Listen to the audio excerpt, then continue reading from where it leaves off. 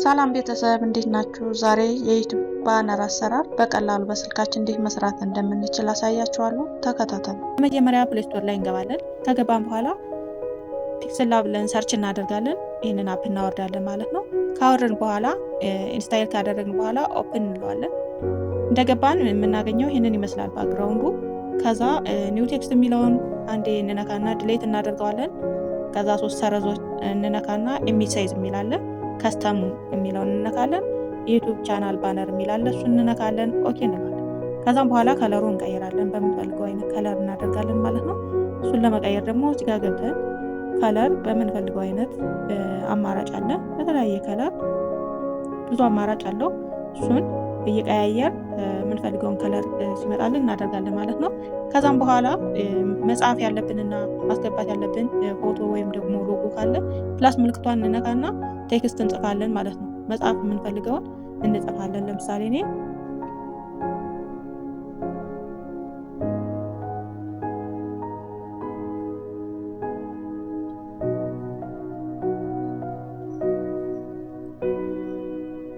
የቻናሌን ስም ጽፌዋለሁኝ። ይህንን ከጻፍኩ በኋላ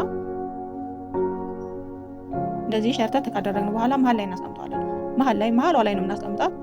ዳር ላይም በታችን በላይም አይተን መሀል ላይ የዛ እንዳይቆርጥብን ስናስገባ እንደዚህ አድርገን እናስቀምጣለን ማለት ነው። ከዛም በኋላ ምንድነው የምናደርገው? ከለሩን የጽሁፉን ከለር እንቀይርለታለን ማለት ነው። የጽሁፉን ከለር ለመቀየር ደግሞ እዚህ ኤ የምትሏን አንዴ ስንነካ ከለር የሚል አለ። እሱን እንነካና በምንፈልገው አይነት ከለር እናደርገዋለን ማለት ነው።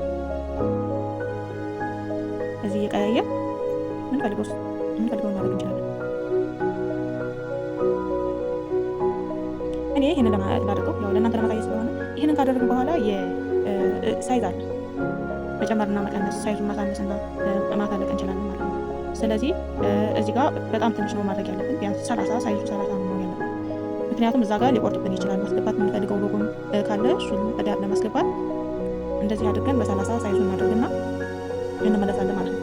ከዛም በኋላ ጽሁፉ እንደዚህ ካስተካከልን በኋላ ማድረግ ያለብን እንዳይንቀሳቀስብን ሌላ ሎጎ ወይም ደግሞ ፎቶ በምናስቀምጥ ሰዓት እንዳይንቀሳቀስብን አንዴ እዚህ ጋር እንነካና የቆርጥ ምልክቷን አንዴ ስንነካት ቀይ ትሆንልናለች። እሷን ከነካን በኋላ አሁን ነክተን ድጋሜ እንመለሳለን። አሁን ምንም ስነካው አይንቀሳቀስም ማለት ነው።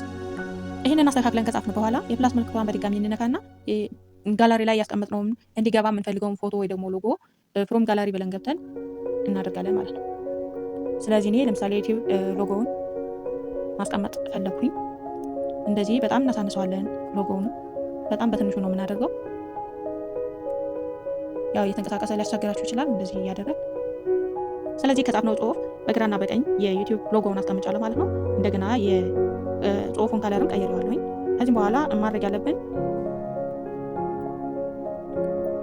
ከዚህ በኋላ ምን እናደርጋለን? ወደ ፎንት እንገባና የጽሁፉን ስታይል እንደዚህ እየቀያየር በምንፈልገው አይነት ሲሆንልን እንደዚህ ለምሳሌ ይህንን ላድርገው እስኪ። እንደዚህ ቢሆን አሪፍ ነው። ስለዚህ ይህንን ካደረግን በኋላ ጨርሰናል ማለት ነው። እናንተ እንደነገርኳችሁ ፎቶችሁንም ወይም ደግሞ ሌላ ልክ በእንደዚህ አሳንሳችሁ ማድረግ ትችላላችሁ። ለጊዜው እኔ ለእናንተ ለማሳየት ስለሆነ ይህንን ካደረግኩ በኋላ ምን አደርጋለሁ? አንዴ እዚህ ጋር እነካና ሴቭ አስ ኢሜጅ የሚላለ እሱን ከነካው በኋላ እዚህ ጋር ከስተም የሚላለ አልተራ እናደርግና ሴቭ ቱ ጋላሪ ይላል።